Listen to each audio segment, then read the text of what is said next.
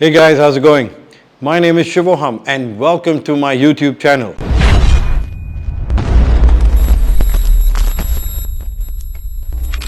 So calories is basically what? Calories is basically energy, and that is how we will refer to them. So all foods have a certain amount of energy. Some foods have more and some have less. At the end of the day, if we are looking at fat loss or weight loss, we basically want to be able to spend more energy than we consume. In this video, we're going to be talking about how you can eat more. Okay, now when I say eat more, I don't mean eating massive loads of food, but eating the right amount of food which is going to still give you a little bit deficit in energy / calories. So how you can eat more and at the same time lose body fat. So let's move on. Before we move ahead, let's get a few things clear. First, weight loss is not the same as fat loss. When we are talking about weight loss, this also includes water weight and muscle weight. People who talk about weight loss and for whom this is a priority are people who are genuinely overweight and obese. They need to focus on weight loss before they can even think of losing body fat and gaining muscle. Fat loss, on the other hand, is simply fat loss. Here we're not talking about water or muscle. We basically want to be able to see the definition on our body and be in the best shape of our lives. We have worked really hard to grow those muscles under our skin, and the reason we are not able to see it is because of that extra amount of fat on our bodies. Pay attention here, I said extra amount of fat. Fat is a very crucial micronutrient and element without which we would literally die. Yes, you would look super ripped and shredded, but the internal and subtle working of the body would be thrown out of balance, and in the long run, you would do more damage than you think. So now when we talk about fat loss, the way we do this is by going into a deficit. But wait, you were thinking how I can eat more and still lose body fat when we clearly know that I need to be eating less than what I burn. Remember, we spoke about energy as calories. Each item of food has a certain amount of energy. We want to make sure that we consume less energy, not food, than the amount of energy we burn. Because whenever we talk about food, we only talk about calories. We are missing out the concept and the actual nutrient value of that food. So we want to make sure that we're consuming just enough food so that we go in a deficit of energy, but nutrient-wise, we are super rich. Also, two very important points to be kept in mind are that the process of eating, digesting, absorption also requires energy. So the energy that you have consumed, some of it already has been burnt off in the process of digestion. Also, the amount of energy which is used by a body to maintain the normal living functions, also called as your metabolism. These are not taking into consideration the extracurricular activities that you will be performing, known as exercise. Your metabolism also depends largely on the amount of lean muscle mass that you have. When we talk about deficit, people end up cutting off a lot of food and go into almost like a starvation kind of a diet. That is not the most ideal thing to do. People need to remember the only priority for the body is to survive. And when the body feels that it's now entering a starvation mode, it flips its switch and enters survival mode. In this, the body starts saving on to everything that it's getting because it feels it's not going to be getting enough. So now it basically saves up everything and starts slowing down the metabolism, which is running the body, so that the body doesn't expend too much energy. Now you don't want this to happen.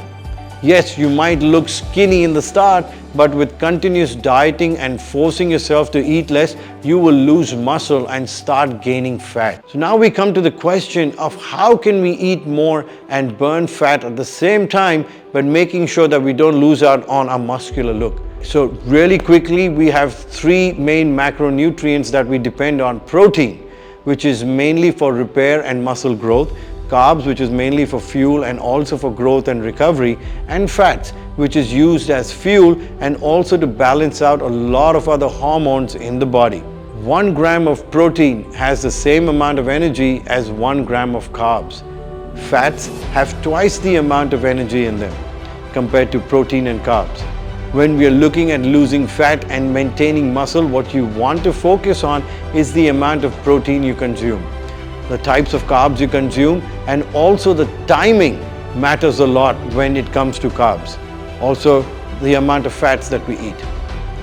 Timing and quality plays a very important part in your routine if you are someone who trains and wants to achieve a decent physical goal. For starters, we always test and retest. There is no one size fits all for anybody. What I would like you to start with is the weigh-in process. We will use 3 types of measuring methods over here. First one you're going to do is the tape measure. This will ensure us that we are losing inches around our body. The vernier caliper is the second method. This will help us see that we are losing body fat all around the body by the use of the pinch test. And lastly is the weighing scale. This will help us understand that if we are making progress on the first 2 criteria and not on the scale, then that's okay, because as long as we are eating correctly and following a good training routine, we are gaining muscle, and muscle weighs more than fat. So if there is a change, then that's great. If not, then that's also fine, as long as you're losing inches and you end up losing body fat from the pinch test. Once we have understood on how to measure our progress, we will move on to go into the energy deficit, but not to cut out a lot of food. What we're going to do is first we're going to log in our food for the first week. Once we have understood how to measure our progress, we're going to move on from there. You're going to, for the first week, log in your food. Okay, and then we will of course do the test and retest.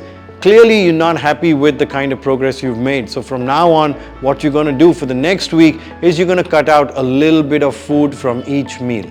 So from the second week, these are the few changes that we're going to make. First, we will try and consume 0.8 to 1 gram of protein per pound of body weight. Second, we will divide that into 3 to 4 equal portions and have that during our day. Third, we will make sure to consume 1 gram per pound of body weight in carbs. We will also mainly have whole grains, whole foods, okay, whole vegetables, lentils, peas and beans. We're going to try and stay off sugar as much as possible. We will consume the major amount of our carbs around our workout times. If we want to have something sweet, we will have it right after our training, followed by a good high protein meal or shake. Every meal will have just the right amount of fats, ideally the amount we use to cook our foods. Besides that, an addition of 10 to 15 almonds, half an avocado at the max, but this too in the whole day, not in every meal. You're going to control your sugar cravings, but remember, you don't have to abstain from it. In the larger scheme of things, small bites of sweets and chocolates aren't going to matter a lot. But if you are someone who has a strong will and can control, then definitely go for it. Okay, so now that you have these basic guidelines in place, we're going to follow them for the coming week. And again, we're going to do our way in.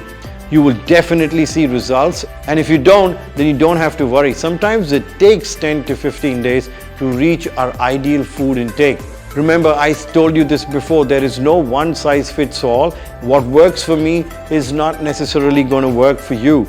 So you need to understand and come to the awareness that this is the ideal amount of food that works for me and is going to help me in my fat loss and keeping my lean muscle.